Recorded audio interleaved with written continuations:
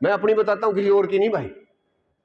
जब बहुत छोटे छोटे थे, घर से बाहर निकल के आए तो दादा ने पास बैठ के कहा, ताजा बेटा तेने पिल्लूरे लड़ाना सिखाऊंगा। 2 पिल्लूरे पकड़ के कुत्ते के छोटे छोटे बच्चे वो लड़ाने सिखा दिए। फिर जब थोड़े से बड़े हुए तो हमने बड़े कुत्ते लड़ाए। फिर और बड़े हो गए तो जोटे लड़ाए, है ना। फिर पड़ोसियों के साथ लड़े, फिर स्कूल में आगे लड़े। लड़ने की पूरी ट्रेनिंग कर रखी है। तो एक आदमी की आदत थी, 2 कुत्ते पाल रखे पट्टे ने, एक काला और एक सफेद, और दोनों ने चबूतरे पे ले आओ गांव गए और लड़ावे। मारे ताली लोग, भाई बिकत यो जीतेगा, बिकत वो। 3 या 4 महीने में ये हालत होगी, लोग शर्त लगाने लग गए, इस बार तो कौन सा जीतेगा, काला, इस बार तो सफेद। और करते करते सारा काम जुआरी बना दिया। और फिर पट्टा खुद भी लगाने लग गया, सट्टा। और जब भी सट्टा लगाता, अगर वो कुत्ते वाला ये कहता ना इस बार सफेद जीतेगा, तो सफेद जीतता। अगली बार कहते काला जीतेगा, तो काला ही जीतता। गांव वाले सारे इकट्ठे हो गए, भाई रुक यार, तन्ने किस तरह पता लग गया है, तेरे कान में बता दे कुत्ता।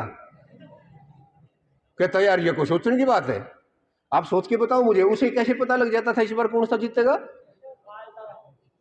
वो कहता था मैं तो करता ही ये काम हूं, जैसे ही ये लड़ाई करा के गुड़ाई करा के घर जाता हूं, सबसे पहले ये फैसला करता हूं कि कौन से कुत्ते को जिताना है।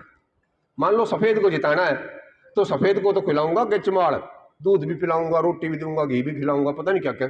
और काले को 2 टुकड़े डाल दिया करूंगा, मरेगा भी नहीं और बचेगा भी नहीं। कौन सा जीतेगा फिर, सफेद। कुत्ते कहते नहीं होते बेटा, काले कुत्ते का मतलब गंदे विचार, बेकार के विचार, गलत बात। और सफेद कुत्ते का मतलब अच्छे विचार। आप देखना कौन से विचार, कौन से विचार, शास्त्री जी रुक जाओ थोड़ा सा, आप देखना आप कौन से सोचते हो। हमने कुत्तों से क्या लेना देना, हम तो अपना देखेंगे। सुबह सुबह जो आदमी सबसे पहले घर में उठता है, क्या करता है, भाग के अखबार उठा के लाएगा। और अखबार में इतनी गंदी खबर आती है भाई, खासतौर पर पहले पेज पे तो कोई ढंग की खबर मिलनी ही नहीं। लड़का लड़की इकट्ठे जलाए, फलाने ने उसकी हत्या कर दी, बाप ने बेटे को मारा, बेटे ने 4 भाई मारे, पता नहीं किए न किए अड़ंगा। हमने वो अखबार पढ़ लिया, मेरा तो जी खराब हो जाता है कई बार। और फिर उस अखबार ने पढ़ के हम कहाँ आगे, स्कूल में। सुनील, हाँ आज तक अखबार पढ़ा, क्या हुआ, और 3 मार दिए इकट्ठे। वो कहा मारना आता है अखबार, मारे वाले में तो 6 मार रखे। पहले दोनों के पास एक गंदी खबर थी, अब दोनों के पास कितनी होगी, 2। बात करने लग रहे थे 2 और आगे, 2 गले रे, कितनी होगी। और ये तो कुछ भी नहीं, एक आया पट्टा का तरह, या कोई नई बात से पिछले महीने भी तो आया था, 1 महीने तो उस बात ने याद रख रहा है।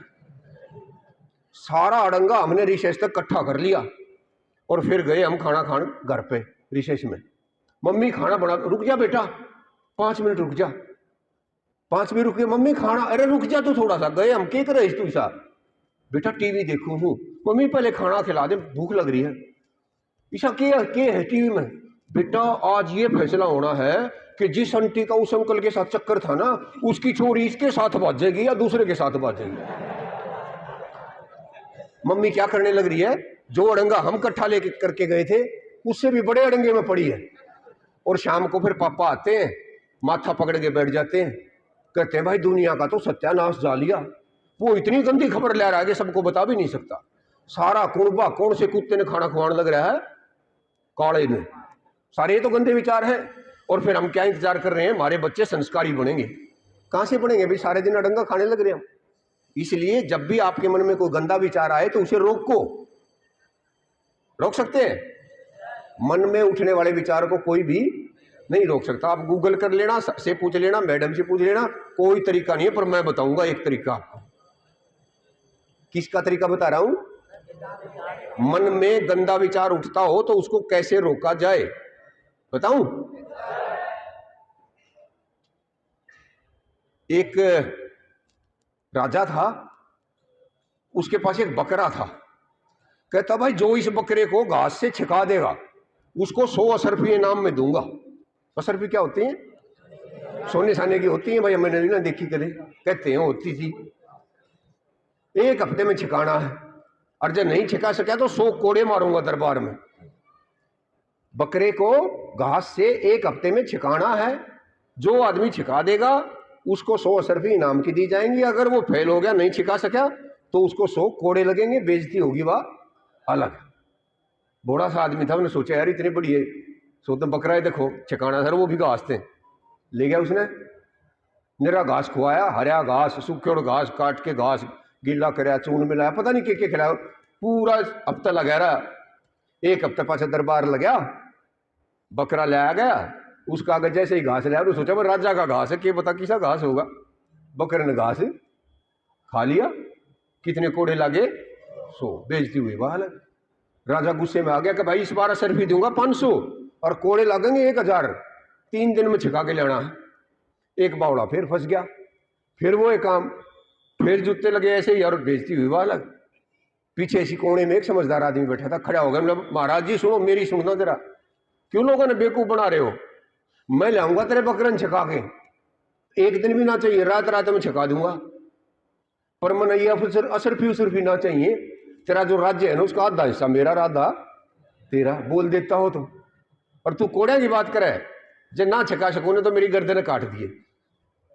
राजा दौर तो कोई चारा था नहीं, हाँ भर ली, बकरे ने ले गया घरा, जाके के करा, घास के अलावा सांझ लग गया था खुआने, उसने आटा खुआया, दाल खुआई, और ये खुआया वो खुआ, घास के अलावा सब क्या खुआ दिया।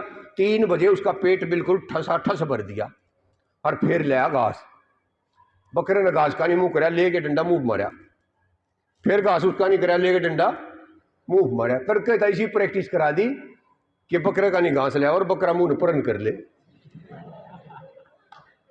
तड़के दरबार में बकरा आया, और जब उसका आगे घास लाए तो बकरे ने मुंह किस तरफ कर लिया, पढ़ लिया, बेटा ना बकरा था ना घास था, हम हैं वो बकरे, और जब वो गंदा विचार उठता है ना, उस पर पहला डंडा कौन मारेगा, हम। अगर आपने डंडा मार दिया तो बच जाओगे, नहीं तो बकरा भाई कद्दे भी ना छके। एक गंदी बात आ गई तो नरी गंदी आओगे और फिर गंदगी में ही रहोगे सारा दिन, उनको रोका नहीं जा सकता। कौन रोकेगा उसको, हम खुद रोकेंगे। जिस दिन आप ये रोकना सीख जाओगे, अच्छे विचार बनने लग जाएंगे, है ना। शास्त्री जी बीच में ताली बजाओ तो ये बजा दो ना।